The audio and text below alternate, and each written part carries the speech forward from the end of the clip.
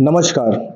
लखनऊ दर्पण न्यूज़ दोबारा आपके सामने एक बार फिर चुनावी पाठशाला का एपिसोड 2 लेके आया है, जिसमें दूसरे चरण पे हुए मतदान उसके बारे में चर्चा होगी। और मैं सबसे पहले अपने मेहमानों से आपका परिचय कराता हूं, जिसमें कि युवा एक स्टूडेंट जुनैद खान, व्यापार मंडल क्रांति उद्योग व्यापार मंडल के महामंत्री शैलेंद्र लोधी जी, और आम नागरिक, लोकल निवासी, आम जनता जिसको कहते हैं, बलवंत यादव जी,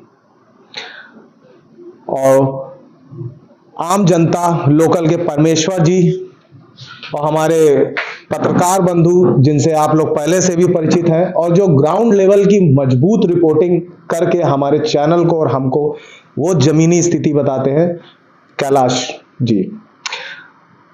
तो सबसे पहले हम ये बताना चाहते हैं कि जितने हमारे सब्सक्राइबर, युवा और दर्शक जिनकी वजह से आज हम इस मुकाम पे पहुंचे हैं कि आज हम लोग आपके सामने ये जमीनी स्थिति चुनाव की ला के आपके सामने प्रस्तुत करवा रहे हैं, तो आप लोगों का तहे दिल से बहुत बहुत धन्यवाद और ऐसा ही आशीर्वाद आप हम पे हमेशा बनाए रखें। मैं विशाल यादव, सह संपादक, लखनऊ दर्पण न्यूज़, इस कार्यक्रम को अब आगे बढ़ा। तो शैलेंद्र लोधी जी, आप व्यापार मंडल में महामंत्री भी हैं, क्रांति उद्योग व्यापार मंडल में आपका क्षेत्रीय और आप प्रदेश लेवल में है, तो आप व्यापारी सेवक या व्यापारी नेता के साथ साथ सामाजिक कार्यों में रुचि भी लेते हैं। तो मैं आपसे ये जानकारी लेना चाहता हूं, जो 88 सीटों पे जो 26 तारीख को चुनाव हुआ 13 जिला और यूनियन टेरिटरीज में भारत में, इसमें 2019 में 70% वोटिंग हुई थी और 2024 में 64% ही वोटिंग हुई, जो कि -6% कम हुई।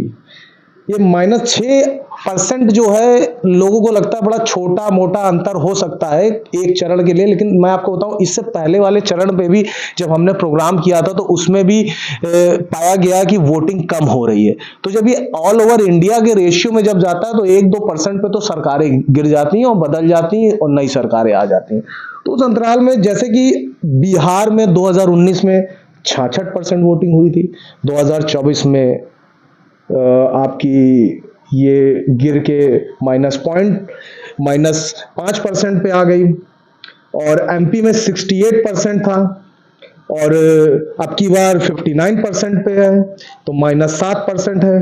केरल में 78% हुआ था 2019 में और 2024 में 71% पे आके रुका, -7% यहाँ पे भी रहा। तो हमें ये चीज अपनी जनता को ये चीज वो बताना चाह रहे हैं आपके माध्यम से, आप इस चीज को क्लियर करिए कि ऐसा जो हो रहा है वो क्यों हो रहा है, किस कारणवश हो रहा है। अभी इसके कुछ मैं आपको बता सकता हूं कि शायद मेरे अनुसार शायद ये कारण है, आप इसको क्लैरिफाई करिएगा, क्या ये सही है या आपके अनुसार इसके अलावा भी और भी चीजें हो सकती है। मेरे अनुसार मेरा ये सुझाव या तो हो सकता है कि आम जनता ने ये मान लिया है कि बीजेपी के अलावा और कोई दूसरी पार्टी है ही नहीं जो ऐसा वो कर पाए, क्योंकि बीजेपी के आगे और कोई विपक्ष उनको दिख नहीं रहा है। विपक्ष बिल्कुल वो कमजोर स्थिति में चल रहा है, उसके अंदर इतना दम नहीं है कि वो बीजेपी को हरा पाए। दूसरा कारण हो सकता है कि जो मुद्दे रहे हैं, पहले चरण के मुद्दे जो थे, महंगाई पर जो पलटी खा रहे हैं कि हर 4 दिन में हमें देखने को मिलता है कि चुनाव का मुद्दा बदल गया कभी कोई। तो ये मुद्दा क्या जनता को कंफ्यूज कर रहा है, जनता एक पॉइंट ऑफ व्यू पे नहीं आ पा रही है, क्या ये कारण है? या फिर ऐसा है कि जनता के अंदर इतनी उदासीनता आ चुकी है कि वो इन सब चीजों को समझना ही नहीं चाहती, वो बिल्कुल इन सब चीजों से अलग हट चुकी है कि वो, आप अगर मान लीजिए सत्ता पक्ष के जो वोटर हैं, अगर उनको हम जनता के अनुसार वो समझते तो वो या तो बड़े आत्मविश्वासी हो चुके हैं, जैसा कि शुरुआती दौर में बीजेपी का नारा था 400 पार 400 पार, अभी फिलहाल वो कुछ समय से वो नारा वो नहीं चल रहा है। तो क्या ऐसा है कि वो 400 पार वाला जो नारा है, वो नारा धीरे धीरे बीजेपी पार्टी में विलुप्त होता जा रहा है, या फिर जनता ये समझ रही कि बीजेपी तो जीत ही जाएगी, हमको इन्हें वोट देने की जरूरत क्या है, उनका अपना जो पुराना कार्डर है वही उनको वोट दे रहा है, ठीक है। और क्या, और ये क्लाइमेटिक क्या बहुत बड़ा, ये आजकल मौसम, गर्मी, ये बहुत बड़ा फैक्टर है कि जिस वजह से आम जनता या वोटर वोटिंग डालने नहीं जा रहा है। इस वजह से हो रहा है कि भाई जैसे कि ये जो गर्मी का टेम्परेचर एकदम से ऐसा बढ़ रहा है, परेशान है आदमी, ये भी एक फैक्टर हो सकता है। लेकिन इसके साथ साथ मैं एक लाइन और जोड़ दूं कि अगर गर्मी ही बेसिक फैक्टर है तो क्या आदमी नौकरी पे नहीं जा रहा है, कि अपनी दुकान नहीं खोल रहा है, कि रोजगार नहीं कर रहा है? तो मैं अपनी तरफ से आपको जोड़ के बता रहा हूं।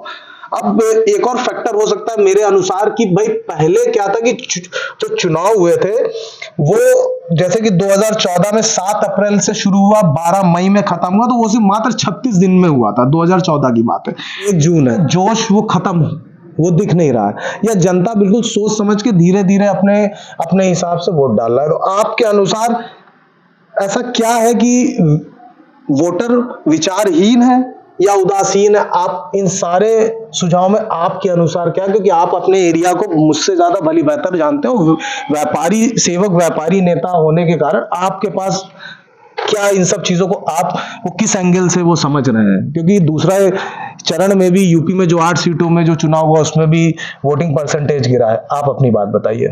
पहले तो बहुत बहुत धन्यवाद सह संपादक महोदय जी, विशाल यादव जी, कि आपने इस लखनऊ दर्पण के माध्यम से हमें अपने दर्शक से जुड़ने का मौका दिया, और इस चुनावी जो मतगणना हो रही है इसमें दूसरे चरण में हमें आपने अपने साथ शामिल करा।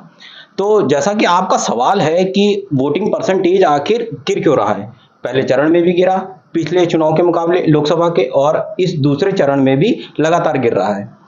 तो देखिए, जितने भी आपने सुझाव दिए हैं तो वो तो बेसिक सुझाव हैं। जो आपने पिछले चरण की जो आपने जो चर्चा यहाँ पे करी थी उसमें भी यही निकल के आया था कि ये सुझाव हैं। नहीं, उसमें तो 2-3 मैंने इस बार नए डाले हैं जो इस बार के माहौल के हिसाब से रहे। बिल्कुल सही है, आपने अपनी तरफ से डालने की कोशिश करी है, मगर देखिए इसमें आपको जमीनी स्तर पर यह समझना पड़ेगा कि मौसम तो एक अपना रोल प्ले कर ही रहा है, ठीक है। फिर उसके बाद आप ये भी चीज समझिए कि आप जो सरकार के जो विपक्ष में जो लोग हैं वो पिछले जो वोटर है वो पिछले 10 साल से एक ही राग को सुन रहा है। वो जो उसके मुद्दे हैं, जो जमीनी मुद्दे हैं, उनको कोई उठा ही नहीं रहा है, सिवाय विपक्ष को लेके। विपक्ष कौन है? आप भी हैं, मैं भी हूं, और जो लोकसभा में विपक्ष का जो रोल प्ले कर रहे हैं वो तो है ही है, मगर जो मेन पार्टी है, जो कि आप सरकार से खुश नहीं है। देखिए, आप किसी चीज को इतनी जल्दी आप रिजल्ट में तब्दील करना चाहेंगे तो ये आपकी मानसिकता दर्शाता है कि आप मेरे लिए आप ये सोच के बैठे हुए हैं कि मैं सरकार के विरुद्ध हूं। नहीं, जो सरकार के जो अच्छे काम है मैं उनका भी सपोर्ट हूं, और जो सरकार अगर गलत कार्य कर रही है तो मैं उसके सपोर्ट में थोड़ी आ जाऊंगा। तो फिर आप विपक्ष में पूर्णता नहीं है, आप अपने को विपक्ष ना बोलिए। बिल्कुल गलत आप कह रहे हैं। और विशाल जी, आप ये थोड़ा सा ध्यान दीजिए कि विपक्ष का कार्य सिर्फ होता है सत्ता पक्ष से सवाल पूछना, क्योंकि शक्ति तो उसी के पास है। किसी भी कार्य को करने की क्षमता किसके पास है, उसी से ही सवाल करा जाता है, ना कि जो कार्य करने में आज क्षमता रखता है आप उसके सामने माइक रखेंगे, उससे पूछेंगे क्यों नहीं आपके रोड घर के सामने आपकी नाली बन रही है, तो वो उसमें क्या जवाब देगा? आपको सवाल तो उस क्षेत्र के सभासद से पूछना है, काउंसलर से पूछना है, पहली चीज। अब दूसरी चीज तो जो आपका मेन सवाल है कि आखिर वोटिंग परसेंटेज कम क्यों हो रहा है, तो देखिए कि इसमें जो यूपी के जो 8 सीटें हैं बड़ी महत्वपूर्ण सीटें हैं, उसमें आपको यह ध्यान देना पड़ेगा कि 2014 से जो आपकी सत्ता में पार्टी है बीजेपी, वो उसका गढ़ है वोटिंग का। 2014 में भी 8 की 8 सीटें उसी के पाले में थी।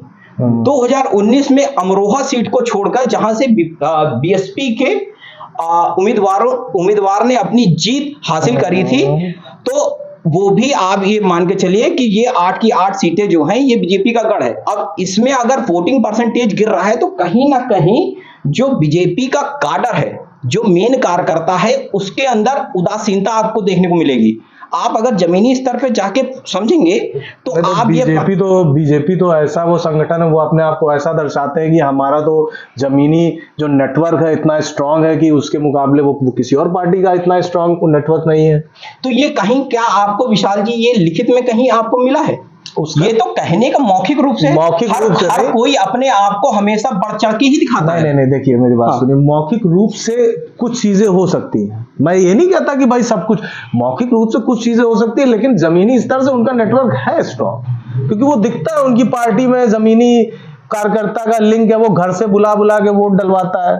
उसके में दिखता है। तो ऐसा नहीं है कि तो बिल्कुल ही आपने पहले चरण में और दूसरे चरण में कितने वो कार्यकर्ताओं को देखा है कि वो गाड़ी ले जाके पोलिंग मैंने इस बार नहीं देखा, मैंने इस बार नहीं देखा, उसका भी आगे सवाल है मेरे तो पास। आप ये खुद से देखिए, जो आप सवाल पूछ रहे हैं उसको आप डिफेंड खुद के ही जवाब से कर ले रहे हैं। आपने ये बात आप ये बोली कह तो रहे हैं मैंने कि बात काडर मजबूत आप कह रहे हो कि है, जो मैं वास्तविकता आपको दिखा रहा हूँ, मैं जमीनी स्तर से जुड़ा हूँ। आप बता रहे हैं मैंने जमीन पे जाके रिपोर्टिंग नहीं करी, तो आप कैसे असलियत बता सकते हैं? मैंने तो नहीं कहा मैंने जमीन पे जाके रिपोर्टिंग नहीं करी। ये तो गलत बात है। ये बात आप अपनी ही चर्चाओं को खंडित मत करिए। नहीं, आप ये ध्यान दीजिए कि जो वोटिंग परसेंटेज कम गिरने का जो मेन कारण है वो इन 8 सीटों पर यह है कि जो निराश काडर है, जो कार्यकर्ता बीजेपी का है, वो बेरोजगारी, महंगाई, ये मेन मुद्दे हैं। क्योंकि उसका भी तो परिवार है, उसके घर में वो अपने बच्चों को देखता है कि यार उसमें भी तो एक आपके बच्चा अनुसार ये बेरोजगार है। आपके अनुसार बीजेपी के जो काडर है उन्होंने वोट कम डाले या नहीं डाले? काडर ने वोट नहीं डाले, मगर काडर ने वोट डलवाने में आपने उत्सुकता नहीं दिखाई। आप समझ रहे हैं मेरी बात? काडर का काम क्या होता है? जागरूकता फैलाना। बीजेपी जो अपनी पार्टी है जिसको वो सपोर्ट कर रहा है उसके प्रचार प्रसार में बढ़ चढ़ के हिस्सा लेना। आप समझिए। तो जैसे कि आप बीजेपी में निरंतर आप देखते जा रहे हैं कि जो उनके मेन जो पुराने नेता हैं उनका आप बहिष्कार देखेंगे। जैसे कि आपका वसुंधरा राजे जी का आप राजस्थान में देख लीजिए नाम, शिवराज सिंह चौहान का मध्य प्रदेश में, रमन सिंह का छत्तीसगढ़ में देख लीजिए। ये सब जो पुराने नेता हैं, इन लोगों को आप पार्टी में ज्यादा उत्सुकता से काम करता नहीं देखने चाहेंगे। मगर जो काडर है इन क्षेत्रों का, तो कहीं ना कहीं वो इनके नेताओं को मानता है। आप समझिए चीजों को। तो आप एक चीज तो मैं इसमें जोड़ दूं कि जो शुरुआत से 2014 और आप 2024 है, 10 साल निरंतर होते आ रहे हैं, इसमें ये पार्टी सिर्फ 2 लोगों के हाथ में आ गई है। वो ही जो वहां पे अपनी रणनीति बनाते हैं और वो चाहते हैं कि जो नीचे का स्तर तक का कार्यकर्ता है वो यही कार्य करे। महामंत्री जी, अगर आप तो काडर क्या, मैं लास्ट एक सेंटेंस बोल दूं, फिर उसके बाद आप विशाल जी आप बोलिएगा। मेरा कहने का ये तात्पर्य है कि आप इस चीज को समझिए कि उत्सुकता तभी बढ़ती है जब आप किसी भी रणनीति में बनाने में किसी इंसान को अपने साथ सम्मिलित करते हैं। जब आप आदेश जारी करते हैं तो वो व्यक्ति जिसके प्रति आपने आदेश जारी करा है, अगर वो उस आदेश से अगर आप मान लीजिए कि वो मानता है कि जो आपने आदेश करा है वो सही है, तो उसका सपोर्ट करेगा। और अगर वो मानता है कि जमीनी स्तर पर जो जिनको वो वोटिंग करवाने के लिए जा रहा है या प्रचार प्रसार करने जा रहा है, जो वोटर हैं, अगर वो उनकी खिलाफत करते हैं तो वो कभी उस आदेश के साथ नहीं रहेगा। अब आप बताइए। मैं आपको बताऊं, जैसे कि महामंत्री जी ने बताया कि बीजेपी के जो पुराने बड़े नेता जो रहे, जिनका आपने जिक्र किया कि हाँ भाई वसुंधरा राजे जी पार्टी में से वो अनबन है, तो देखिए अनबन नहीं, उनका तिरस्कार हुआ है, जो उनका रणनीति में, हाँ जो भी उनका रहा है कि भाई वो जैसा चाहते थे वो वैसा नहीं हो पा रहा, जो वो जैसा चाहते नहीं थे। जैसे कि आप टीम में काम करते हैं तो आप सबकी सलाह लेते हैं। ठीक है, मेरी बात आप सुनिए, मेरी बात सुनिए।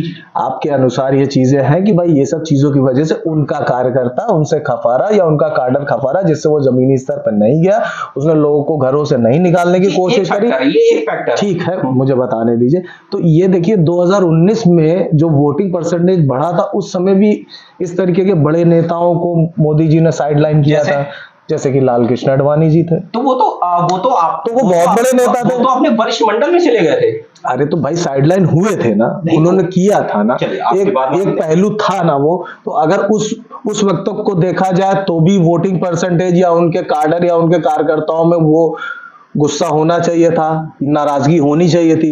लेकिन आपकी जो वसुंधरा राजे वाली जो बात है, ये मैं थोड़ा सा मैं इस बात से सहमत हूँ, क्योंकि बीच में ऐसा माहौल हुआ था, ऐसी चीजें हुई थी। लेकिन मैं इसको बहुत ज्यादा, मैं इस चीजों को नहीं मानता कि ऐसा भी हो, क्योंकि मोदी ने बीजेपी को अपने चेहरे पे दिखा रखा है। तो क्या सह संपादक महोदय जी, मैं ये मान लूं कि आपने मुझे इस चर्चा में इसलिए शामिल करा है कि आप मेरे को नकार सकें, क्या मेरे फैक्टर को नकार सके? आपने जो फैक्टर अपने गिनाए हैं आप उन्हीं से ही संतुष्ट हैं। अब आप देखिए, तो क्यों बार-बार आप कहने की कोशिश कर रहे हैं कि मैं आपसे संतुष्ट नहीं हूं? मैं आप मेरा काम करने के लिए मैं यहाँ नहीं आया, मेरा काम संतुष्ट करने में। आप पहले समझिए, को आया मेरा काम है सवाल करना, आपका काम है जवाब देना। ये आप तय करेंगे कि मेरा काम है जवाब देना। भाई आप मुझसे सवाल नहीं कर सकते, मैं पैनल पे हूँ, मैं होस्ट हूँ, एंकर मैं हूँ, तो सवाल का अधिकार इस समय मेरा है। बात समझ रहे हैं? तो भाई मैं जनता के बिहाफ से सवाल करता हूँ, जनता के लिए सवाल करता हूं। आप अपनी राय रख सकते हैं और मैं उसको क्रॉस क्वेश्चनिंग कर सकता हूं, एक लिमिट जहां तक वो सही है और जहां गलत होगी आप मुझे बता सकते हैं, जहां नहीं है वो मैं आपको बता सकता हूं। अब आप इसके अलावा और कोई आपको लगता है और कोई फैक्टर है? जैसे कि इसमें महंगाई एक बहुत बड़ा फैक्टर है, महंगाई और बेरोजगारी, जिसके बारे में जो मेन प्रमुखता पार्टी जो है बीजेपी, वो बिल्कुल ही उदासीन है इस मुद्दे पर, वो चर्चा ही नहीं करती। पिछले 10 साल में उसने कितने रोजगार दिए हैं उसका वो डाटा ही नहीं उपलब्ध कराती है।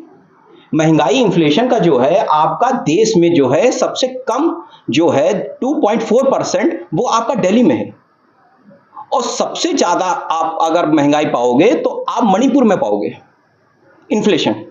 उस पर चर्चा नहीं है, उदासीनता है प्रधानमंत्री जी की। प्रधानमंत्री जी शुरुआत से ही सिर्फ हिंदू मुसलमान, मंदिर मस्जिद, और फिर उसके बाद आपका जो बचा खुचा है तो पाकिस्तान हिंदुस्तान में है, उसके बाद जो मेन जमीनी मुद्दे हैं उस पर चर्चा क्यों नहीं करते? ये उदासीनता आपके वोटरों में दिखेगी। जो यहाँ पे बैठे हुए लोग हैं आप उनसे एक बार पूछ के देखेंगे तो वो पता आपको जानकारी होगी कि महंगाई किस स्तर तक बढ़ी है। जो व्यक्ति आप मान लीजिए कि 20,000 रुपए आपका घर पे पहले कमाता था और वो 18,000 खर्चा करता था, 2,000 बचते थे उसके। आज की स्थिति यह है कि कमाई उतनी ही की उतनी है और खर्चे आपके 20,000 ना हो के 25,000 हो गए। अब ये जो 5,000 का जो डिफरेंस आया है, 2,000 की सेविंग तो घटी, मगर जो 5,000 का माइनस में अब आ रहा है तो वो क्या है? वो आपको दिखाता है ये डेफिसिट है, ये हमने लोन लिया हुआ है, तो हम कर्जदार हैं। अच्छा, इन सब चीजों को आप ध्यान दीजिए। और ये चीज है, और जो ठाकुर है, क्षत्रिय है, जो जातिवाद है, वो भी इनसे नाखुश है। एक उत्तर प्रदेश में आजकल आपने नारा सुना होगा, योगी से बैर नहीं मगर मोदी तेरी खैर नहीं। इस तरह का जो आप समझिए कि जो कोर जो उनका कहते हैं कि वोटर है, जो उनकी जाति है, जिनको वो बीजेपी वाले खुद से कहते हैं कि ये जाएंगे तो किस पार्टी में जाएंगे, ये तो हमारे ही हैं, जो ठाकुर हो गए, क्षत्रिय हो गए। अब इनके बारे में चर्चा आप करते ही नहीं है। तो ये सब आपके बहुत ही कोर मुद्दे हैं। मतलब आपके अनुसार इन मुद्दों को लग रहा है बीजेपी ने स्टडी नहीं किया, वो इन मुद्दों को ध्यान नहीं दे रही। देखिए, बीजेपी का शुरुआत से ही एक ही फलसफा शायद रहा है मेरे लिहाज से, क्योंकि 10 साल बीत चुके हैं, आप किसी को जज करने के लिए कितना समय चाहेंगे? वो जब 2014 से पहले आए थे, मनरेगा को वो कोसते थे। अब आज की स्थिति देखिए, मनरेगा ही एक उनके पास सिर्फ पॉलिसी बची हुई है जिससे लोगों को जो गांव के स्तर पर आपको रोजगार मिल रहा है, थोड़ी कमाई हो रही है रोजगार के। तो जो वो आज 2014 से पहले आधार को वो कोसते थे, आज वो आधार को सबसे बड़ी स्कीम मानते हैं।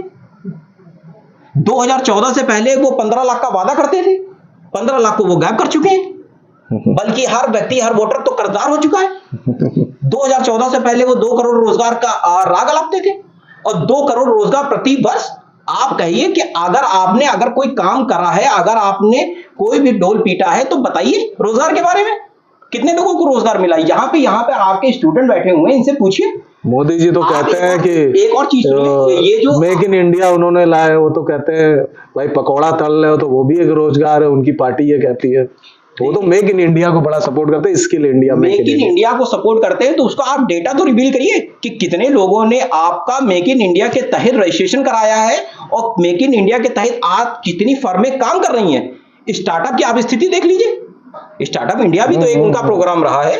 स्टार्टअप आज का जो डेटा है, जो आपकी प्रमुख आपका इंस्टीट्यूट है, इंजीनियरिंग इंस्टीट्यूट IIT, उसमें कंप्यूटर साइंस एक कोर सब्जेक्ट है, कोर ब्रांच है, उसका 56% बच्चों का प्लेसमेंट नहीं होता है। आप समझ रहे हैं, IIT में अगर प्लेसमेंट नहीं हो रहा है आजादी के बाद, तो आप ये समझ लीजिए कि देश के जितने भी स्कूल हैं, अब मैं आपको उनको कहीं भी प्लेसमेंट नहीं मिले होगी। अब मैं आपको एक चीज और बता दूं कि हमारे भारत में हीरा खरीदने में 3% GST है और किताब खरीदने में 18% GST लगती है। ये मैं आपको अपनी तरफ से बता रहा हूँ। कफनों तो फिर लगा दें GST, कफनों जो। तो इसपे अब आप खुद अपने दर्शकों को बताइए कि आखिर उदासीनता अगर ना हो वोटरों में, तो आखिर तो वो करें क्या?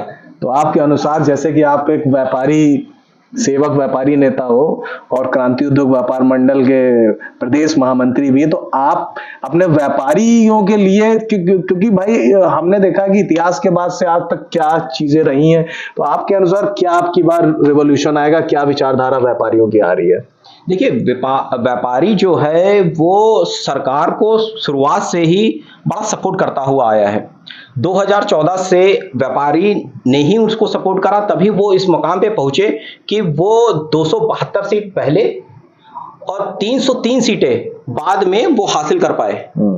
अब वो ये चाहें कि व्यापारी की जो अपेक्षा वो करते जा रहे हैं, नित्य नए उनके ऊपर कर वो लागू करते जा रहे हैं, उनको आगे बढ़ने का कोई मौका नहीं दे रहे हैं, तो वो कहें कि व्यापारी उनके साथ इस 2024 के चुनाव में व्यापारियों के लिए बहुत से लोन स्कीम उन्होंने निकाला है, क्रेडिट स्कीम है, मुद्रा योजना है और एमएसएमई योजना है और बहुत सी लोन्स की स्कीम आ चुकी है मोदी सरकार में।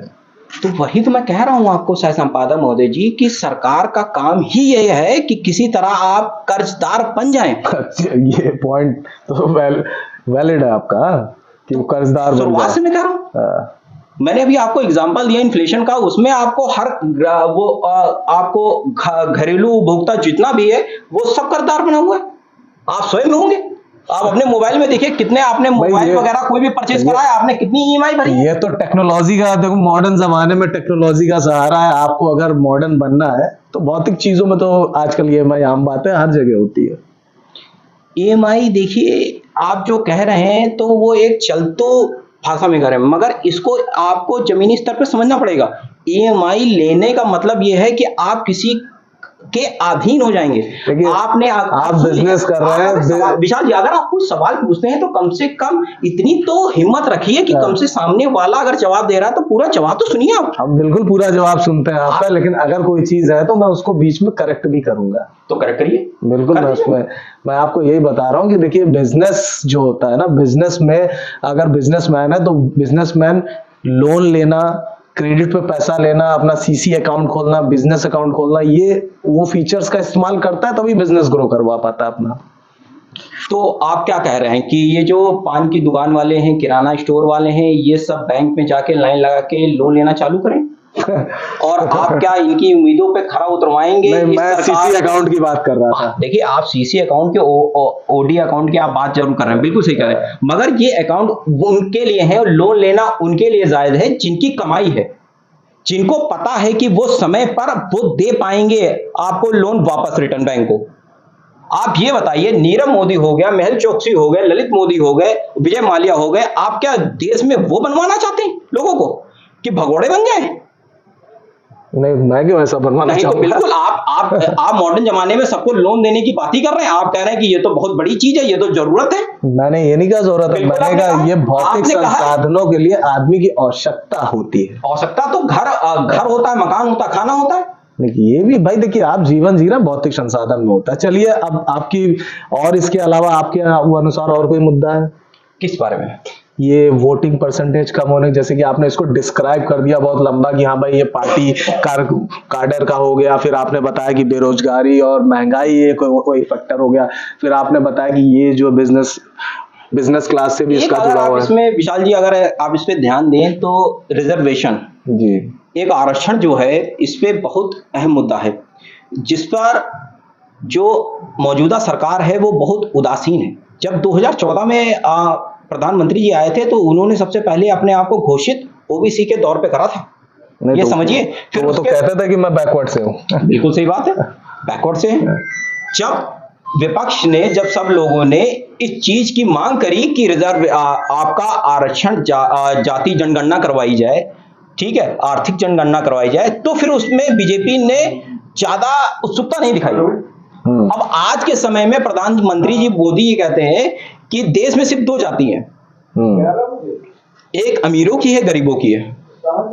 मगर आपको ये पता होना चाहिए कि जो जितनी भी देश में जनसंख्या है उसमें 88% जो है वो, आप सुन लीजिए, वो जो गरीब जन है तो उसमें आपका दलित है, आदिवासी है और पिछड़े वर्ग का है समाज। मेरे शैलेंद्र जी, आप ये बताइए, जो गटर में बिना मास्क के जो व्यक्ति उतरता है वो किस जाति का है, वो किस समाज का है? शैलेंद्र जी, अगर आपके प्रधानमंत्री जी अमीर और गरीब की बात कर रहे हैं तो ये तो सेकुलर की बात है, इसमें क्या बुराई है? बिल्कुल सही आप कह रहे हैं, मगर जब अमीर और गरीब की बात कर रहे हैं तो ये भी तो वो आप बात बताएं कि जो देश के जितने भी संसाधन हैं वो सिर्फ 22% अमीरों के पास हैं। 80 से ज्यादा प्रतिशत आपका संसाधन जो है देश का, वो सिर्फ 22 जो है वो अमीरों के पास है, सिर्फ 22। मैं सिर्फ 22 कह रहा हूं गिनती। तो क्या आप भी वेल्थ डिस्ट्रीब्यूशन वाली बात लेके आएंगे क्या? बिल्कुल, समान अधिकार है, समान अधिकार है, मगर वेल्थ डिस्ट्रीब्यूशन का ये मतलब नहीं है कि किसी की संपत्ति को उठा के किसी को दे दिया जाए। अच्छा, वेल्थ डिस्ट्रीब्यूशन का ये मतलब है कि एक स्तर होना चाहिए कि जहां पर एक छोटा व्यक्ति और ऊंचे तबके का व्यक्ति एक जगह आके समानता अपना जीवन यापन कर पाए। धन्यवाद। आपने जैसे कि शैलेंद्र जी की राय हम लोगों ने सुना, इनके अनुसार पहला तो यह है कि कार्यकर्ता और बीजेपी के काडर में ही उदासीनता है, वो खुद ही पार्टी से नाराज चल रहा है, इनका पॉइंट ऑफ व्यू ये था। दूसरा पॉइंट ऑफ व्यू इनका ये रहा कि भाई महंगाई, बेरोजगारी जो सबसे प्रमुख मुद्दे हैं, उन मुद्दों को ही लेके आम जनता और व्यापारी इन चीजों को, चुनाव को आगे बढ़ा रहा है। तीसरा जो वो इन्होंने बताया कि देश में रिजर्वेशन, जातवाद और जो देश की फैसिलिटीज में जो भी डिफरेंस है कि जैसे महामंत्री जी के अनुसार कि 22% उधर है, बाकियों को मिलता नहीं, तो ये एक बहुत बड़ा फैक्टर है। इन सब चीजों को सोच के आम जनता चुनाव में वोट कर रहा है। अब हम आगे बढ़ते हैं। अब हम बलवंत जी से अब सवाल करते हैं। बलवंत जी यहाँ लोकल के नागरिक, और इससे पहले वो कई पार्टियों से इनका जुड़ाव भी रहा है, ये उसमें बढ़ चढ़ के हिस्सा भी लिए हैं, लेकिन अब काफी समय से ये अपने आप को आम नागरिक और आम जनता की तरीके से अपने आप को बिहेव करते हैं। पार्टी से अब बताते हैं मेरा नाता नहीं। आपके अनुसार जो यूपी में जो 8 सीटों का चुनाव हुआ, उसमें जो वोटिंग रेशियो जो गिरा है, अभी आपने इतने पॉइंट भी सुने डिस्कशन में, आपको ऐसा क्या लगता है, आप एक आम नागरिक के नाते आप क्या चीज सोच रहे हैं, आपके दिमाग में क्या चल रहा है? एक बेरोजगारी है, जैसे अग्निवीर वाली अग्निवीर योजना, हाँ, इसमें बच्चे 4 साल में क्या कर लेंगे आप बताइए। अभी इस समय जो 24 का चुनाव चल रहा है, यदि ये फिर सत्ता में आ जाएंगे तो जैसे अब सिपाही हैं उत्तर प्रदेश पुलिस, इनको 3 साल कर दिया जाएगा। अभी तो ऐसा कुछ नहीं हुआ नहीं है, मगर देखिए 2 लोग हैं कानून में वहाँ, अच्छा, संविधान में जो भी वो कर रहे हैं, अपना कार्य कर रहे हैं, दिल्ली में बैठे बैठे कलम चला देते हैं। जैसे ड्राइवरों की थी समस्या, एक्सीडेंट होता था, वो 10 लाख कहाँ से लाएगा आप बताइए। इस पे तो हम लोगों ने भी सवाल उठाया था, क्योंकि ये मुद्दे की बात थी कि एक ड्राइवर जो 7-8 हजार की नौकरी कर रहा है, वो इतना पैसा अगर होता उसके पास, वो ड्राइवरी क्यों करता? सही बात है। और वो भी लोगों को अभी भी कंफ्यूज इसलिए हैं कि वो फाइल तैयार है, यदि सत्ता आती है फिर वो नियम लागू कर दिया जाएगा। अच्छा, अभी ड्राइवरों के अंदर ये सोच है कि ये फिर से लागू हो जाएगा। हो जाएगा। अच्छा, और बेरोजगारी तो चरम सीमा पर है। आप 10 साल हो गए, 5 साल इंतजार किए, फिर 5 साल 19 तक, 24 तक आ गया, अब फिर चुनाव। नहीं, योगी जी की सरकार में तो मात्र 8 ही पेपर लीक हुए, जिसमें हाई स्कूल का भी एक बार लीक हुआ। पेपर लीक होना तो आम बात हो गई है। जो बच्चा किसान का है, फार्म भरता है, उसका 1500-2000 का खर्चा आता है, और यदि उसका आगरा में पेपर पड़ा तो साधन से जाएगा तो कितना खर्चा आएगा, 2-3 हजार रुपये तो खर्चा आ जाएगा। बताओ, तो गेहूं बेच कर या खेत बेच कर अपन पैसा लगा रहा है, उसको रोजगार ही नहीं मिल रहा। भारत सरकार तो कहती है रोजगार का मतलब सिर्फ वो सरकारी नौकरी थोड़ी नहीं है, आप अपने आप में सक्षम बने, skill India, make in India जैसे वो प्रोजेक्ट चला रही है। सक्षम जब बनी, जब वो कह लगे कुछ हो तब तो बनी, तो उसके लिए कहाँ से पैसा लाएगा? उसके लिए MSME योजना चल तो रही है, छोटा लोन, मुद्रा लोन, ये सब कुछ नहीं। जिन लोगों ने लिया हमसे पूछो, हमारा खेत वहां था उन्नाव में, हमसे दोबारा नोटिस आ गई इनकम टैक्स से कि तुम पैसे वाले हो और वापस करो। मतलब आपने खेत बेचा था क्या? नहीं, जो 2000 प्रधानमंत्री अच्छा अच्छा योजना अच्छा वाली, अच्छा अच्छा अच्छा अच्छा 6000 सालाना वो हाँ, किसान उसमें सम्मान निधि। आपको हम विरोध कागज भी दिखा सकते हैं। फिर हमने वकील से सलाह ले करके उस डीएम को फोन करके, और जो वहाँ का असोहा ब्लॉक का था वो, उसको पूरा बायोडेटा भेजा, आधार, बैंक अकाउंट। हमने कहा देख लो हमारे पास कितना है। देखा कुछ नहीं, दोबारा फोन पे फोन आते थे। मतलब मोदी जी का ये जो किसान सम्मान निधि का जो पैसा है वो आप उसका लाभ उठा रहे हैं? अब लाभ उठा कहाँ रहे हैं, बंद कर दिए। अच्छा, बंद कर दिए। पहले उठाया वो आपको मिला है? एक किस्त आई, आके किस्त मतन रगड़ दी, दोबारा नामे ने भूल गए। अच्छा, और इसका प्रमाण मैं दे सकता हूँ आपको। बिल्कुल प्रमाण होगा। आपके क्षेत्रीय सरोजनी नगर गौरी में जैसे हम लोग बैठे हैं, यहाँ पे चर्चा हो रही, यहाँ पे क्या माहौल आपको लगता है कि भाई आदमी क्या सोच रहा है? क्योंकि अब की बार का जो वोटर है ना, वो बड़ा चुपचाप वाला वोटर है, वो बड़ा चुप रह के काम करने की सोच रहा है। तो क्या ये सत्ता के लिए अच्छी चीज है कि विपक्ष के लिए अच्छी चीज है? सत्ता के लिए जैसे है, देखो सभासद से फोन करो, मच्छर इतना पैदा हो गया है। गांव हमारे गौरी बाजार में, बाजार वाली गली में एक पीपल के पेड़ के नीचे 2 जगह इतना ये सीवर लाइन का पानी भरा हुआ है। कोई कह रहे बजट आ गए, अरे बजट कब आई, गैया माहे मर जाए, भूसा चाहिए तो मोह बीमार, कितना आदमी बच्चा हो रहा है। आपके यहाँ जो पार्षद जी हैं वो सुनते नहीं, आपने चर्चा हुई थी? अरे उनके हम 2 घर रह गए, 3 रह गए, उनके पिताजी हमारे बहुत जानने वाले हैं। बस हो जाएगा। अरे हो कब हो जाएगा, आश्वासन तो सबको 10 साल से दे रहा है। यहाँ से सभासद से लेके प्रधानमंत्री राष्ट्रपति तक तो सब आप क्या रहे। एक बार संवाददाता जी हम इसमें बिल्कुल बिल्कुल बताइए कि पहले दूसरा पार्षद था, कोई भी हो हमारे यहाँ प्रोग्राम हो रहा है, कोई भी चाहे कोई भी आम आदमी चला जाए, उससे कह दे भैया कि हमारे यहाँ नाली साफ होनी है, तो अगला तुरंत आदमी भेजता था। लेकिन इस पार्षद में चाहे फोन करो, चाहे उनके घरे जाओ, चाहे दरवाजे जाओ, कोई सुनवाई नहीं हो रही है। नालियां साफ नहीं हो पा रही हैं, कीचड़ है, खुद हम लोग नालियां साफ करते बताइए क्या करें। तो ये तो बहुत गलत चीज है कि ये सब चीजें तो नगर निगम द्वारा होती हैं। नगर निगम द्वारा जब मेन मुखिया नहीं तैयार है तो नगर निगम क्या करेगा? बताओ, हाउस टैक्स देना पड़ता है, सब कुछ देने के बावजूद भी नहीं हो रहा काम, बताइए। वो टाइगर था, सपा का पार्षद था पहले, वो ये फोन पे कह देते थे ये लाइट खराब है भैया, तुरंत सुबह आ जाता था। अभी तो कहीं है बस हो जाएगा, आते ही नहीं कोई। लाइटें खराब है, कहीं नल खराब है।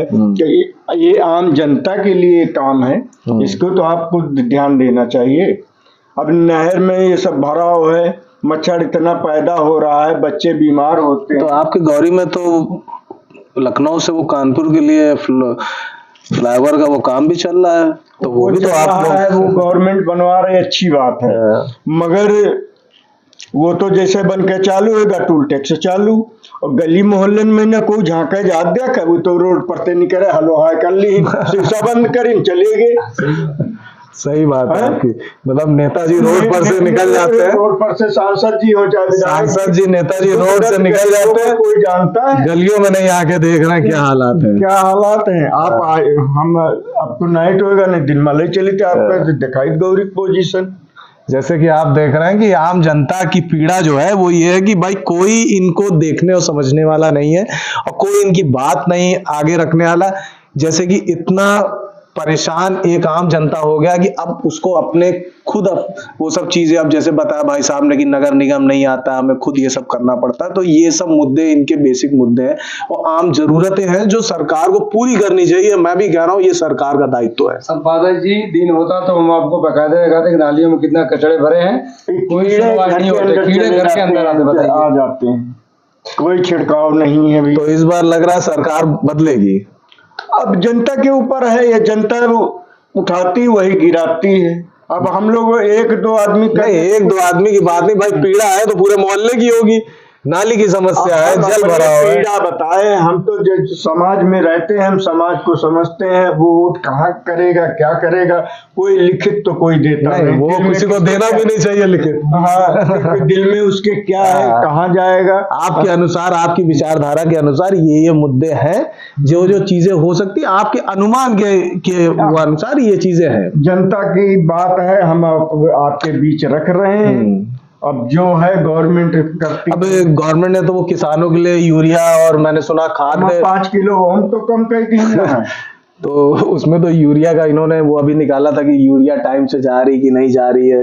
वो अरे कितने लाइन लगाए रहे। कहीं टाइम से नहीं जा रही थी, बस दिखावा था क्या टाइम से, जो उसमें मेन आदमी उनको यूरिया मिल जा रही है, जो कमजोर आदमी उनको यूरिया नहीं मिल लाइनें रही। में लाग रहे हैं। सुबह से हो गई शाम। और ये 5 किलो राशन जो मोदी जी बंटवा रहे हैं और जो सरकार से आ रहा है, ये और बेरोजगार का भुखमरी कगार पहुंचा दें। गांव में जाइए, जो नीची कास्ट के लोग हैं, पैसे ताश के पत्ते खेलते रहते हैं, मजदूरी करने जाते ही नहीं, कहते हैं हम कहाँ जावे, हमका तो गवर्नमेंट दे रही, खा रहे हैं, पर घूम ही रहे हैं। आने वाले भविष्य में देखो छुट्टा जानवर है। हमारे पास जमीन है, कोई लेने के लिए तैयार नहीं, करने के लिए कहता भैया हम कहाँ तक 24 घंटा बचाएंगे जानवरों से। गौ माता है, आप गौशाला में देखिए जा करके, यहाँ से सैंडी के पास है, गौशाला में जो गाय हैं उनकी हड्डियां गिन लीजिए। न्यूज में दिखा रहे थे, टीवी में भी हमने देखा कई गौशालों को। गौशालों की स्थिति बड़ी दयनीय है। आपका ये जैसे नादरगंज के आगे जो है वहां पे भी भाई साहब आपको बताएं, कोई प्रवेश नहीं कर सकता, वहां जाने ही नहीं देते हैं कि कोई ये रिपोर्ट ना ले लें अंदर की। और एक बार हम वहां के लिए ज्वार लेकर के, चरी जो बोलते हैं जानवरों के लिए, लेकर के गए थे दान करने, जाने ही नहीं दे रहे थे। ऐसा रोक, हाँ, ऐसा रोक क्या है? ऐसी कौन सी चीज है अंदर जो आप लोग को जाने नहीं? तो सच्चाई सामने आ जाएगी ना सर, कि चारा वो खिला रहे हैं कि किसी और चला सप्लाई कर रहे हैं, ये तो हो सकता है ना। ये तो आप लोगों ने जमीनी बातें रखी कि हाँ ये सब चीजें हैं और इन सब चीजों की वजह से ये दिक्कतें हैं आम जनता की पीड़ा है। और सरकार को और यहाँ के लोकल पार्षद, विधायक, जो भी लोग हैं जिन तक ये न्यूज जा रहा है, जिन तक ये आवाज जा रही है, आप लोगों को इन सब चीजों को ध्यान देना चाहिए। अब हम अपने नए गेस्ट जो अभी तक नहीं थे इस समय आए हैं, सोनू चौधरी जी, जो आम जनता है, आम वोटर है और सरोजनी नगर नई बस्ती के रहने वाले हैं। ये अब मैं इनसे ये सवाल ये करना चाहता हूं कि आपने जैसे डिबेट चर्चा को सुना, चर्चा में आपने मुद्दों को सुना, मेरे सुझावों को सुना कि हो सकता हो कि इस वजह से वोटिंग का रेशियो गिर रहा है, क्योंकि पहले चरण में भी वोटिंग परसेंटेज गिरा है और दूसरे चरण में भी वोटिंग परसेंटेज गिरा है। हालांकि हम लोग यूपी की बात को करते हैं, यूपी में जो 8 सीटों में जो चुनाव हुआ दूसरे चरण में, इसमें जो वोटिंग परसेंटेज जो गिरा है, आपको क्या लगता है कि वोटर क्यों नहीं घर से निकल रहा है? सर सबसे पहले आपका मैं धन्यवाद करना चाहूंगा और आपके चैनल का लखनऊ दर्पण न्यूज का धन्यवाद करना चाहूंगा। बहुत बहुत धन्यवाद आपका। आपके अनुसार आपको क्या लगता है, जैसे मान लीजिए आप अपने एरिया में हैं, आप नई बस्ती का एरिया आपको बखूबी पता है। अब यहाँ पे जैसे कि पहले क्या होता था कि वोट चुनाव होता था तो एक लहर चलती थी, एक जोश रहता था, एक सबके काडर कार्यकर्ता जमीनी स्तर पर रहते थे, माहौल पता चलता था कि कहाँ पे क्या माहौल चल रहा है। अब की बार ऐसा कुछ नहीं, बिल्कुल सन्नाटा चुपचाप वाला माहौल है। तो इसमें जैसे आप वोट, मतलब आपको क्या लगता है कि भाई अभी जैसे चुनाव इतना दूसरे चरण तक आ गया लेकिन वो गर्मी नहीं दिख रही, तो आपको अपनी विचारधारा में ऐसा क्या लगता है? भाई कुछ तो बात होगी ना भाई, अगर इतना बड़ा फैक्टर 6% गिरना, और जैसे दूसरे चरण में 6% यूपी में गिरा, पहले चरण में भी वोटिंग रेशियो गिरा, तो ये जब ऑल इंडिया के लेवल पे जाता है तो 1-2% पे तो सरकारें बदल जाती हैं।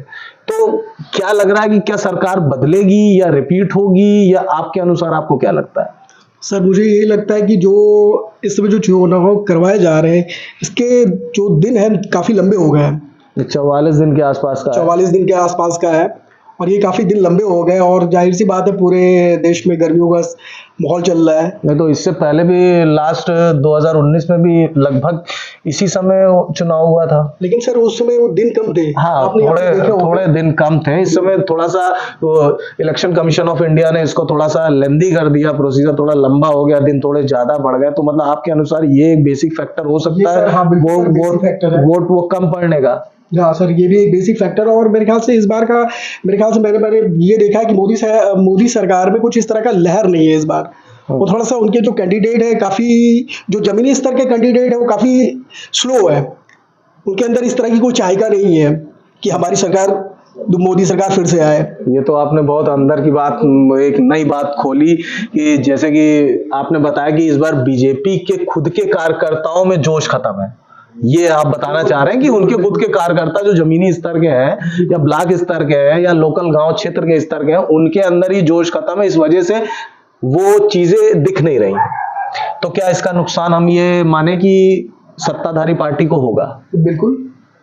और विपक्ष को इसका बेनिफिट होगा? पर विपक्ष की तो जाहिर सी बात है, विपक्ष का तो मैं आपको एक चीज और बता दूं, जैसे तो वहां कौन सी वो बीजेपी की सरकार या सत्ताधारी पार्टी है, वहां तो अलग अलग पार्टियां हैं। अब वहाँ का क्या है फैक्टर, कुछ मुद्दे ऐसे भी हैं जो विपक्ष उठा रही है और पैसा मतलब आपके अनुसार ये है कि जो बेरोजगारी है उसको लेके ही इस बार आपकी उम्र के, आप जैसे युवा लोग इस चीज को आगे लेके इसी को निर्धारित करके ही वोट डालेंगे? बिल्कुल बिल्कुल, मैं तो यही कहता हूँ कि जो बेरोजगारी है ये चरम सीमा पे है और जाहिर सी बात है एक आम इंसान यही चाहेगा अच्छी शिक्षा होनी चाहिए। तो अगर सत्ता नहीं धारी पार्टी रिपीट नहीं करेगी तो विपक्ष आएगा। विपक्ष के पास तो अपना कोई पीएम का चेहरा अभी तक उन्होंने क्लियर नहीं किया। अब ये तो अब उनके ऊपर है कि विपक्ष में कौन आता है कौन नहीं आता है। नहीं तो अगर भाई ये नहीं आएंगे तो वो आएंगे, और वो आएंगे तो उन्होंने कुछ बेरोजगारी युवाओं के लिए जो भी पॉलिसी उन्होंने बताई, लेकिन एक होता है ना कि एक भाई पीएम का चेहरा होता है भाई, क्योंकि ये बेसिकली हमारे यहाँ जो चुनाव है सांसद के जरूर है, लेकिन हम चुनाव पीएम के ही हो रहे हैं डायरेक्टली। तो भाई पीएम का चेहरा जैसे बीजेपी या सत्ताधारी पार्टी ने बताया कि हमारे यहाँ तो नरेंद्र मोदी है फैक्टर। अभी विपक्ष इंडिया गठबंधन ने अपना कोई चेहरा भी क्लियरली नहीं बताया। तो सर इसके बारे में तो मैं यही कहना चाहूँगा, अगर विपक्ष आती है, अगर जीत के आती है तो उनके जो उनको समझ में आएगा उनके विपक्ष में अगर किसी को बनाते हैं तो ठीक है, अच्छी बात है। और जाहिर सी बात है अगर प्रधानमंत्री कहीं से भी बनते हैं तो देश के प्रधानमंत्री उसे वो चीज़ को एक्सेप्ट किया जाएगा।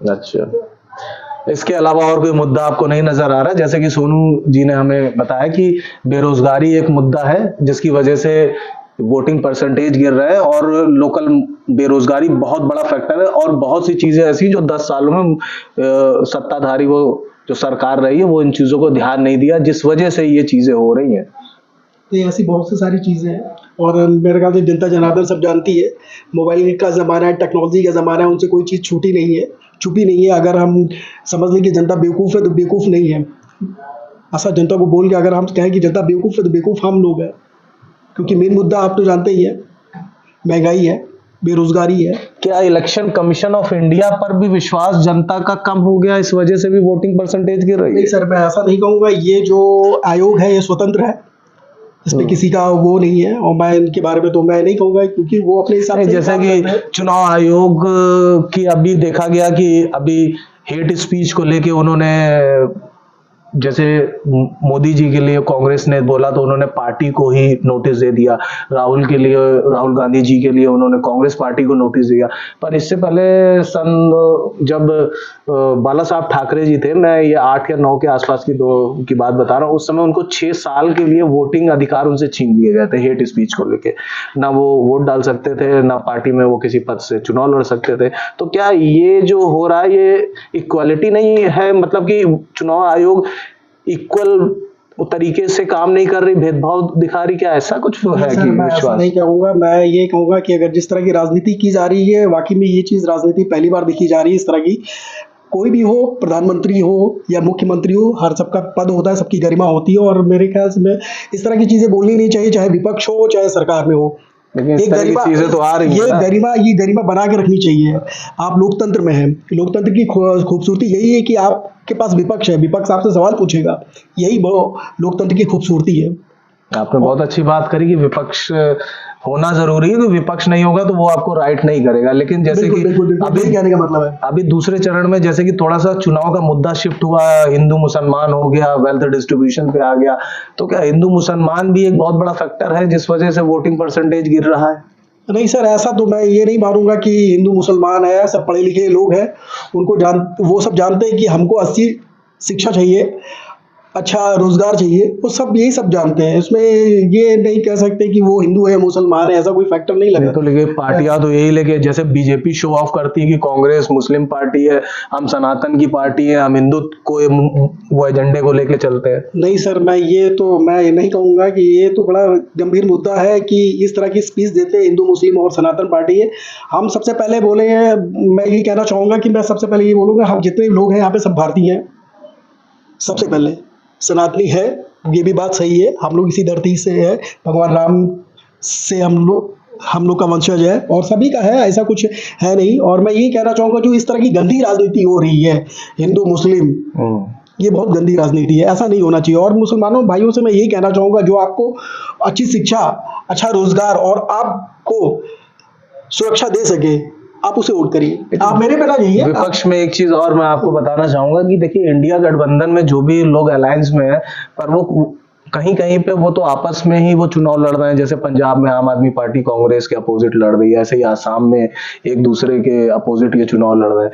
तो क्या ये एक फैक्टर है कि ये भी जनता देख रही कि ये तो दिखा रहे हैं कि हम तो अलायंस में हैं, लेकिन और जब स्टेट की बारी आती तो एक दूसरे के अपोजिट ही वो चुनाव लड़ लेते हैं? देखिए सर, ऐसा है, मैं आपको यही कहना चाहूँ, जनता सब कुछ जानती है, उसको किसको वोट देना है, किसको नहीं वोट देना, हम डिसाइड नहीं कर सकते हैं, जनता डिसाइड करेगी। नहीं, बस जनता डिसाइड करेगी। कहना चाहूँगा मैं आपसे, जनता डिसाइड करेगी कि क्या क्या सही है, क्या खराब है। चलिए, आपकी बात थी। अब जैसे कि आपने वो सुना सोनू चौधरी जी से, इनकी राय यही थी कि बेरोजगारी बहुत बड़ा मुद्दा है और ये हेट स्पीच जो हो रही है गलत है, ये नहीं होनी चाहिए।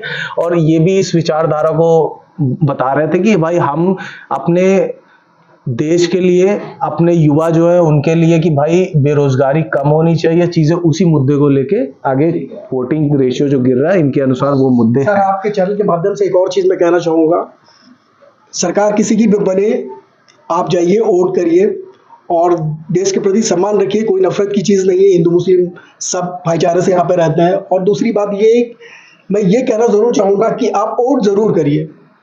मैं आपको बताना चाहूंगा कि जैसे 400 पार वाला जो नारा है, ये सिर्फ एक ही बार भारतवर्ष में हुआ है, जब राजीव गांधी जी ने पीएम का वो चुनाव लड़ा था, इंदिरा गांधी जी का देहांत हुआ था उसके बाद, तो तभी ऐसा हुआ था। तो अभी तक ऐसा हुआ नहीं। लेकिन जो ये नारा मुझे दिख रहा, मुझे लगता है ये नारा जमीनी स्तर पे दिख नहीं रहा है। सर, मैं यही आपके चैनल से यही कहना चाहूँगा, जनता जनार्दन है, उसको सब मालूम है क्या करना है क्या नहीं करना है। चलिए, धन्यवाद। जुनेद जी, आप युवा हैं और मैंने देखा कि आप सामाजिक कार्यों में बहुत ज्यादा रूप से बढ़ चढ़ के हिस्सा लेते हैं, और इसके अलावा भी आपको समाजवादी पार्टी में युवा कोई पद पे भी हैं आप, तो क्या आप बताना चाहेंगे आप समाजवादी पार्टी में वो किस पद पे हैं? जी, पहले तो मैं सभी को बहुत बहुत धन्यवाद देना चाहूँगा, आपके चैनल को धन्यवाद देना चाहूँगा कि आपने मुझे बुलाया और यहाँ पे हम सभी युवाओं को बड़ा मान सम्मान देते हैं। एक चुनावी कार्यक्रमों में जिस तरह का आप कार्यक्रम चला रहे हैं, ये हर चैनल नहीं चला पाता है। आपने यहाँ पे मुझे बुलाया है और आप मुझसे पूछ रहे हैं कि मैं सपा के कार्यक्रमों में जाता हूँ। हाँ, मैं सपा के कार्यक्रमों में जाता हूँ। नहीं, वहाँ कुछ पद पे हैं, मुझे ऐसा मैं अल्पसंख्यक सभा में विधानसभा उपाध्यक्ष हूँ जी, और अपने क्षेत्र से सारे कार्यक्रमों को भी देखता हूँ। कई लोग मेरे अंडर में भी हैं, उन्हें भी देखता हूँ। तो ये मेरा पद है। तो मैं आपसे जैसे कि आपने पूरी चर्चा को सुना, समझा और लोगों ने क्या क्या, तो आपको तो मुद्दे मालूम है कि जो दूसरे चरण में भी जो वोटिंग परसेंटेज गिरा है, इसमें यूपी की खास तौर से मैं बात कर रहा हूँ, 108 सीटों पे जो चुनाव हुआ है, तो इस विषय में आपको क्या लगता है? जैसे कि आप तो समाजवादी पार्टी से हैं, तो आप, लेकिन एक युवा भी हैं और उस युवा, उसमें आप चीजों को अपने हिसाब से आपको क्या लग रहा है? फिर मैं आपसे उस हिसाब से पार्टी से बात। मेरे हिसाब से अभी मैंने सुबह ही पेपर में पढ़ा था कि हीट वेव चल रही है हीट वेव चल रही है, तो वो बहुत बड़ा कारण है। अगर कोई भी हमारा चुनावी कार्यक्रम हो रहा है, मैं देख रहा हूँ सपा का, तो उसमें लोग नहीं आ रहे हैं, उसमें लोग कम आ रहे हैं। इस वजह से कम आ रहे हैं क्योंकि धूप भी हो रही है। चलिए, ये बहुत बड़ा कारण है। आपकी बात को अगर सही माना जाए तो हीट वेव चल रही, तो लेकिन देखिए चुनाव जो वोटिंग का जो एरिया निर्धारित किया जाता है वो बहुत ज्यादा दूरी पे नहीं होता, आधा किलोमीटर होता है बहुत ज्यादा, तो वो कोई बहुत बड़ा फैक्टर मुझे नहीं लग रहा। भाई आपके मान लो अगर आपके एरिया में चुनाव होगा तो आपकी अगल बगल के स्कूलों में होगा, प्राथमिक विद्यालयों में होगा। नहीं, मेरे हिसाब से हीट वेव बहुत बड़ा फैक्टर है। मतलब हीट वेव के चक्कर में वो लोग घर से नहीं निकल रहे और वोटिंग मैं इसका भुक्तभोगी हूँ, तो मैं इसीलिए खुद बता रहा हूँ। हीट वेव बड़ा फैक्टर है। हीट वेव बड़ा फैक्टर है। देखिए एक और फैक्टर है मेरे अनुसार, मुझे ऐसा लगता है कि जो विपक्ष की भी पार्टियां हैं, जैसे कि आपकी समाजवादी पार्टी इंडिया अलायंस के साथ वो अलायंस में है, तो उसमें ये है कि क्या विपक्ष की पार्टी में वो दम नहीं दिख रहा है, या वो जमीनी जनता के पास जाके अपनी बात को रख नहीं पा रही है, उनको अपनी बात नहीं समझा। जनता के पास जा रहा है उतना पक्षधर जनता के पास नहीं जा रहा है। अभी आपने रिकॉर्डिंग करी थी तो सुना था कि सभासद महोदय जो पहले अभी के हैं उनको फोन किया जाता है तो वो आते ही नहीं है, और पहले के जो थे वो आते थे, तुरंत काम होता था। तो जितना विपक्ष जनता के पास जा रहा है उतना पक्षधर नहीं जा पा रहा है। अच्छा, ये बहुत बड़ा कारण है। तो इसका मतलब तो ये है कि विपक्ष अपनी पूरी बात मजबूती से रख रहा है। विपक्ष पूरा मजबूत है और पूरा 400 सीट पार का पूरा प्लान पे है। विपक्ष 400 पार करेगा, ये नई चीज आपने बताई आज। पूरे प्लानिंग पे है। लेकिन एक और चीजें हैं कि भाई अब जो मैंने सवाल सोनू जी से भी किया था वो आपसे दोहरा देता हूँ कि भाई पीएम का चेहरा तो नहीं है ना आपके पास? नहीं, पीएम का चेहरा है और इस पे तो काफी बार चर्चा भी हो चुकी है कि पीएम का चेहरा तो डिसाइड हो चुका है, और जो जिस भी पार्टी में अलायंस की जिसकी ज्यादा सीटें आ जाएंगी मेरे हिसाब से उस पार्टी से पीएम का चेहरा आना चाहिए। जिस भी पार्टी को ज्यादा वोट मिलेंगे, क्या अब जैसे समाजवादी और बीएसपी माना जाता है कि वो, अब जैसे पिछली बार तो वो लोग साथ मिल के वो चुनाव वो लड़े थे, लेकिन अब की बार का माहौल ये माना जा रहा है कि बीएसपी शायद वोट कुछ रेशियो आपके वो काटेगी, क्या ऐसा भी वो कुछ है? देखिए, हमें मेरे हिसाब से अगर अपने उससे बताऊं तो बीएसपी का अपना एक वर्चस्व है। बीएसपी में मायावती सुप्रीमो है, वहाँ की मायावती का अपना एक वोट बैंक है, उनके साथ अपना एक वोट बैंक है जो उनका चलता है और वो अभी भी चल रहा है, बराबर वोट बैंक चल रहा है। और सपा का अपना है, बीजेपी का अपना है, सबका वोट बैंक चल रहा है अलग अलग। बीएसपी के वोट बैंक की तो चीजें यहाँ है कि बीएसपी के वोट बैंक तो मैं आपको बता दूं 2014 में 0 सीट्स थी इनकी, और 2017 में 19 सीटें पाई थी, 2019 में 10 सीटें थी, 2022 में वॉकआउट कर गए थे। तो आप जो बात बता रहे हैं वो आंकड़ों के अनुसार मिला नहीं कर पा रही है। लेकिन अब की बार जो चीजें हैं कि भाई कहीं ना कहीं उनका भी जो वोटर है इसका नुकसान आपको हो सकता है। नुकसान हो क्या सकता है, ये प्रत्याशी के ऊपर होता है। सबसे बड़ी चीज इसमें होती है कि प्रत्याशी कैसा उतरा हुआ है। प्रत्याशी, अब हम लोग कितना भी कह ले विकास के नाम पे वोट हो रहा है, इस चीज के नाम पे वोट हो रहा है, लेकिन उसमें कहीं ना कहीं जाति आ ही जाती है। यूपी जैसे क्षेत्र में तो बिना जाति के चुनाव ही नहीं होते। वही चीज बता रहा हूँ, विकास के नाम पे वोट हो रहा है, हर चीज के नाम पे, लेकिन जाति जैसे हिंदू मुसलमान आ गया आपकी बार, दूसरे चरण में आखिरी में हिंदू मुसलमान का आ गया। नहीं, ये भाषा नहीं उपयोग करनी चाहिए। ये हिंदू मुस्लिम में देश को बांटने की भाषा है, देश को एक करने की भाषा होनी चाहिए, कोई भी नेता हो, किसी भी पार्टी का हो। तो ये सब चीजें तो पार्टियां अपने हिसाब से अपने फायदे के अनुसार इसको तोड़ मरोड़ के इस्तेमाल करती हैं चुनाव के समय। सबसे बड़ी चीज यह है कि हमें ये देखना चाहिए कि कौन हमें फायदा देगा, कौन हमें फायदा दे रहा है, हमारे साथ वालों को कौन फायदा दे रहा है। सबसे बड़ी चीज हमें ये देखना चाहिए कौन हमारे क्षेत्र को फायदा देगा। एक और चीजें बूथ स्तर पे पाई गई हैं कि लोगों के नाम ही लिस्ट से गायब है, लोगों के नाम ही नहीं मिल रहा है। क्या ये चुनाव आयोग की कमी या चुनाव आयोग पे भी लोगों का विश्वास नहीं रहा? नहीं, चुनाव आयोग की कमी नहीं कह सकते हैं। अब जैसे कोई इतने पूरा इंडिया में उसको देखना है हर एक चीज, तो कहीं कहीं थोड़ी बहुत दिक्कतें आ जाती हैं, कहीं से थोड़ी आती हैं, कहीं से ज्यादा मैं बात नहीं कर रहा हूँ। आपको एक चीज और बता दूं, जैसे कि हर साल जो युवाओं का जो वोटर लिस्ट में एनरोलमेंट होता है उसमें मैं आपको जानकारी दे दूं कि सबसे कम जो एनरोलमेंट हुआ है वोटर लिस्ट में युवाओं का, वो यूपी और दिल्ली का सबसे कम है। सबसे कम युवा यहाँ के वोटर लिस्ट में अपने नाम चढ़वाए हैं। तो वोटर लिस्ट में कम नाम चढ़वाए हुए हैं वो उनकी गलती भी है, और कुछ जो है तो ये युवा पार्टियों का खफा भी हैं। अच्छा, किस चीज से खफा? खफा ये है क्योंकि मैं भी इसका भोग ही रहा हूँ, अभी मैं युवा ही हूँ।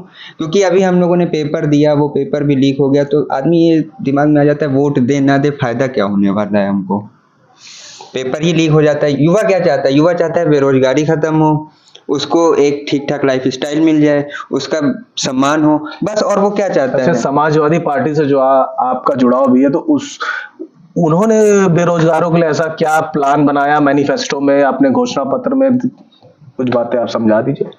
समाजवादी पार्टी में तो सबसे बड़ी चीज हमारा जो सुप्रीमो है वही युवा है। वही युवा है। जो युवा युवा के लिए सोच सकता है वो कोई उससे ज्यादा या उससे कमतर उम्र का नहीं सोच सकता है। युवा ही युवा को पहचान सकता है। नहीं तो बेरोजगारी के लिए कोई प्लान होता है, घोषणा पत्र में कुछ चीजें होती हैं। हमारा तो पहले भी आपने देखा कि जब लैपटॉप बटे थे तो सबको बटे थे, युवाओं को, और आज भी वो चल ही रहे हैं। आप भी इस्तेमाल करते होंगे और भी जो होंगे वो इस्तेमाल करते होंगे। तो वो चल रहा है कार्यक्रम हमारा कि जो हमने एक बार कर दिया गया है तो वो परस्पर चलता रहा है। और हमारी फिर सरकार अगर बनती है या फिर सपा की सरकार आती है तो अखिलेश यादव ने कहा है फिर से लैपटॉप बटेंगे, स्मार्टफोन बटेंगे। एक चीज और बता दूं, सभी दर्शकों को भी बता दूं कि दूसरे चरण में जो चुनाव हुआ उसमें लमसम 1,000 से लमसम, मैं अप्रॉक्स बताऊं, ये सारे वो चरणों को मिला के लमसम 11,000 कैंडिडेटों ने नामांकन और पर्चा भरा था, जिसमें से 250 कैंडिडेट ऐसे हैं जिनके ऊपर क्रिमिनल केसेस हैं, और 100 महिलाओं को भी इसमें मिला, वो भी कैंडिडेट लिस्ट में आई। तो क्या एक युवा के नाते मैं सवाल कर रहा हूं कि क्या क्रिमिनल जैसी चीजें जो आ रही हैं, जिनके ऊपर आपराधिक मुकदमे हैं और उनको टिकट दिए जा रहे हैं, और ये सिर्फ सत्ताधारी पार्टी की लिस्ट है, ये सभी का मैं बता रहा हूँ। नहीं, मेरा ये मानना है इस चीज को लेके, मेरा ये बहुत बड़ा मानना है कि जो पूरी तरह से साफ हो वो राजनीति में उतर ही नहीं सकता है। ये तो आपने अंदरूनी सच्चाई बोल दी है। ये तो सबसे बड़ी बात है कि जो साफ होगा वो राजनीति में उतर ही नहीं पाता है। जब तक उसके ऊपर दाग नहीं लगता है वो राजनीति में नहीं आ रहा है। आजकल तो यही हो ही रहा है। ऐसा आपके अनुसार ये मेरा, मैं इस बात से सहमत नहीं रहता हूँ। आपकी विचारधारा हो सकती है। तो आप क्या कहना चाहते हैं अपनी युवा लोगों से, युवा तो टीम यही से, कहेंगे कि क्या वोट ना डालने से विपक्ष जीतेगा?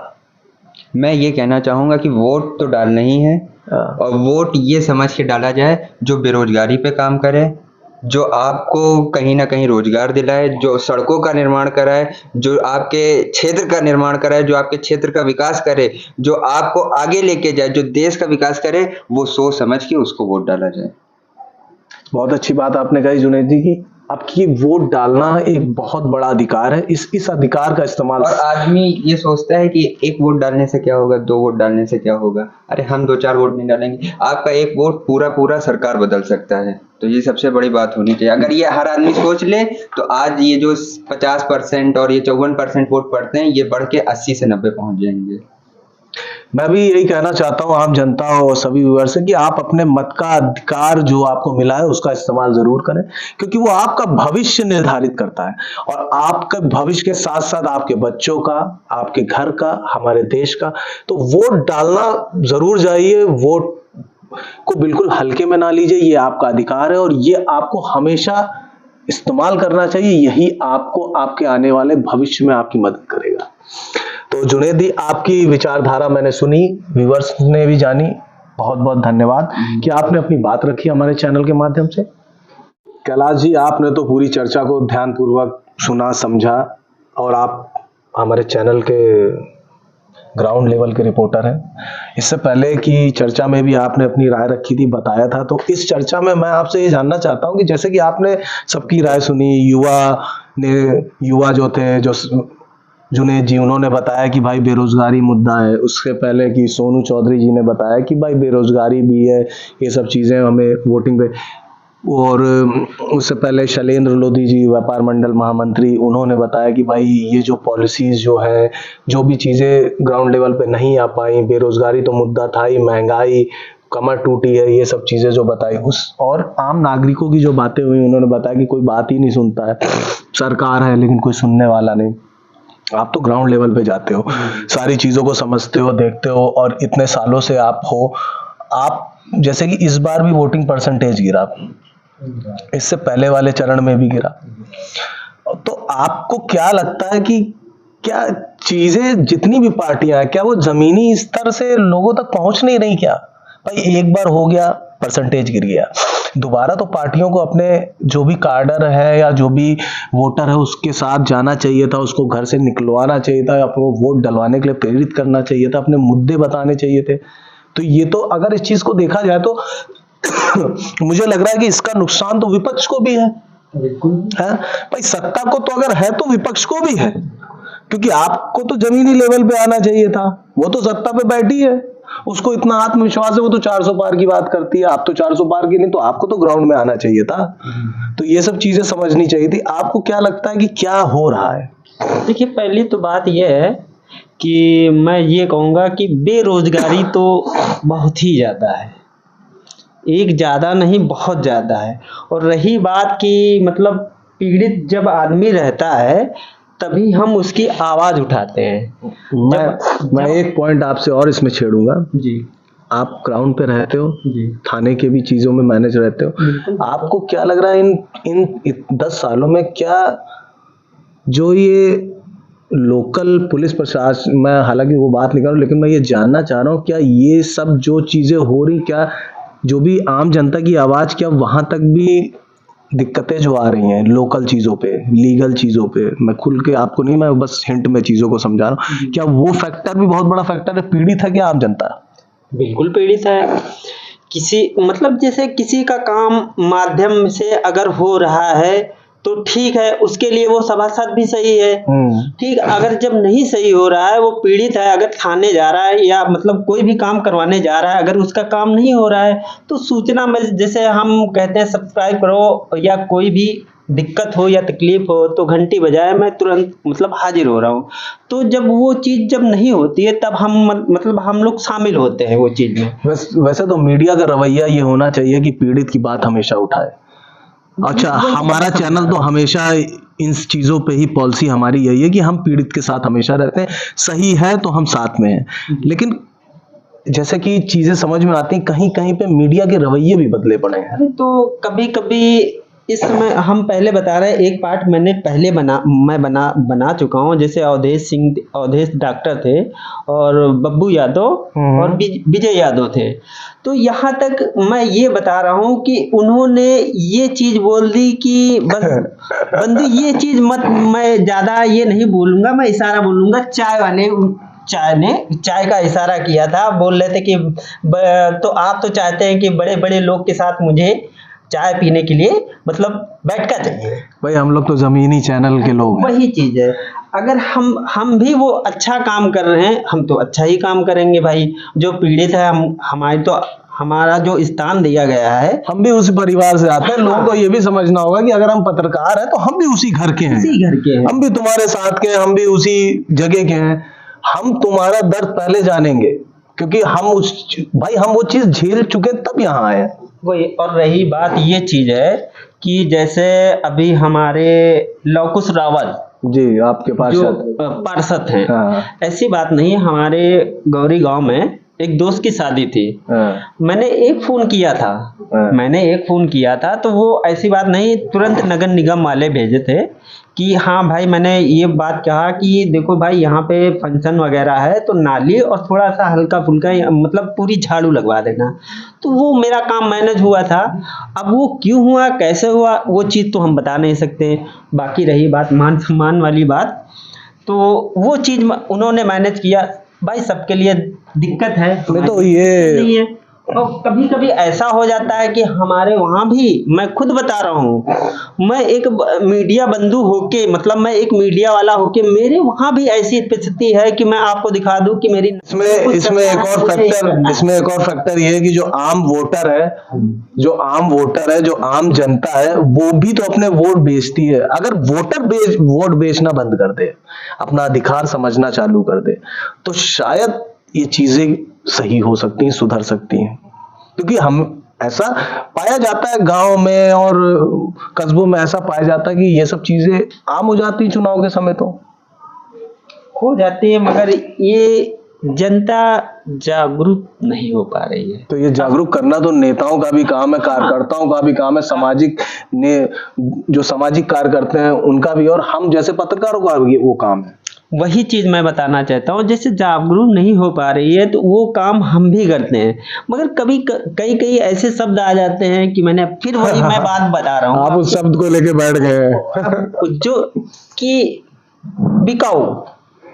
देखिए, सब मीडिया बिकाऊ नहीं है। अगर हम बिकाऊ होते तो हम ऐसे संजीदा और ऐसे सॉलिड चीजों पे बात ना कर रहे होते। हमें डर नहीं है, क्योंकि हम उस चैनल से जुड़े हैं जो चैनल सच्चाई दिखाने का काम करता है। इस एरिया में और भी बहुत सी चीजें हैं, लेकिन हम वहां तक जाते हैं जहां तक सच आ सके।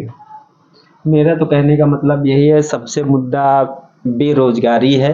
बेरोजगारी है, जैसे रोजगारी है, और जो मैं ये कहता हूँ, बीजेपी ने बहुत सी पॉलिसियां भी निकाली थी, तो इन पॉलिसियों, ये सब योजनाएं हैं, क्या इसका कोई असर नहीं है? 5 किलो राशन है, इन सब का कोई असर नहीं जमीनी स्तर पे? नहीं, ऐसी बात नहीं है, मगर आदमी ये सोचता है 5 किलो राशन से मैं कब तक चल पाऊँ। अरे तो योजनाएं भी तो थी, बहुत सी योजनाएं थी, मगर वो योजनाएं नजर तो आ रही हैं, कुछ नजर आ रही हैं, कुछ नहीं नजर आ रही हैं। जैसे अरे बीच में श्रम कार्ड बना था, श्रम कार्ड आपको याद होगा, उसमें भी बहुतों को लाभ मिला था। ये सब इन्होंने बीच बीच में बहुत सी योजनाएं चलाई। ऐसा तो एक आयुष्मान कार्ड भी है। एक वीडियो मैं बता सकता हूँ कि ये भी वीडियो वायरल हो चुका है कि हाँ भाइयों बहनों, मतलब मैं ये चीज कर रहा हूँ, तो कुछ के लिए मतलब काम में आया, एक वीडियो वायरल हो गया है। लेडीज है, अब कहाँ की है कहाँ की नहीं है, फिलहाल एक वीडियो वायरल हो गया। ये आप मुझे बताइए, जैसे कि आप अभी बता रहे थे चर्चा को कि भाई कि आप बीजेपी की योजनाएं जो है, जैसे आपने बताया कि वो 5 लाख वाला आयुष्मान कार्ड की आप बताए थे, एक महिला थी और ऐसी बातें हुई थी। हाँ, काफी जोरों से, मतलब अभी भी वीडियो वायरल हो रहा है कि ये मुद्दा, मतलब ये जो आयुष्मान का कार्ड वगैरह है, ये सब कुछ भी नहीं होता है। मतलब ये लेके जाते हैं तो कोई मतलब ध्यान ही नहीं दे रहा है, कोई मैनेज ही नहीं करता है, बोलता है ये सब बेकार है, आपको मतलब यही वगैरह सब, यही सब बातें बताते रहे। चलिए, तो जैसे कि हमारे रिपोर्टर कैलाश जी ने बताया कि मुद्दा बेरोजगारी का सबसे बड़ा है, उसके बाद चीजें जो है कि समतल सब बराबरी स्तर पे है कि भाई उधर भी चीजें वैसी हैं, इधर भी चीजें ऐसी हैं, लेकिन बेरोजगारी एक जमीनी स्तर पे दिखने वाला मुद्दा जो दिखता है, बिल्कुल, जिसपे आम जनता बहुत ज्यादा फोकस की है, और ये मुद्दा रहेगा चुनाव में हर समय तक। और एक बात मैं भी ये भी कहना चाहूंगा, ऐसी बात नहीं है, हमारी जो हम लोग जहाँ पर रहते हैं, जो अभी मतलब यादव जी बता रहे थे कि बलवंत यादव जी टाइगर के विषय में, ऐसी बात नहीं, हमारे वहाँ की भी आपको रोड दिखा रहा हूँ। आज वो रोड बनी हुई है टाइगर की हमारी देन है कि टाइगर भाई जो है वो हमारे वहाँ की रोड पास करवाए थे, और जो वो खुद आके, देखिए मेरा ये मानना है, पार्षद हो चाहे सभासद हो चाहे सांसद हो, वो उनका दायित्व है। सरकार का दायित्व है शिक्षा प्रदान करना, स्वास्थ्य प्रदान करना, घर मतलब रोजगार प्रदान करना, और रहने की स्थिति नहीं तो ये उसका दायित्व है। जनता मालिक है, नौकर नहीं, ये सरकार को समझना पड़ेगा। किसी के नौकर। तो आपने जो बताया बहुत मुझे अच्छा लगा, आपने आज खुल के सारी चीजों को रखा, और मैं अपने व्यूअर्स और आम जनता को भी ये बात बताना चाहूंगा कि जैसे कि आज की चर्चा में खुल के सारी चीजें आई, हमारा चैनल सच्चाई और सच के साथ चलने वाला चैनल है। हमें अपनी बात रखने में कोई हिचक, कोई डर नहीं रहता, क्योंकि हम सही चीज करते हैं और सही बात रखते हैं, और हम अपनी व्यूअर्स जनता और जो भी हमारे सुनने वाले दर्शक हैं, सबसे मैं यही कहना चाहता हूं कि आप अपने मत को पहचानिए, उसका इस्तेमाल करिए और वोट डालने जरूर जाइए। और आपके आशीर्वाद से, आपके लाइक्स और सब्सक्राइब से आज जहां हमारा चैनल पहुंचा है, आगे भी ऐसा आशीर्वाद हम पे बनाए रखें, आशीर्वाद बनाए रखें। मैं विशाल यादव, जय हिंद।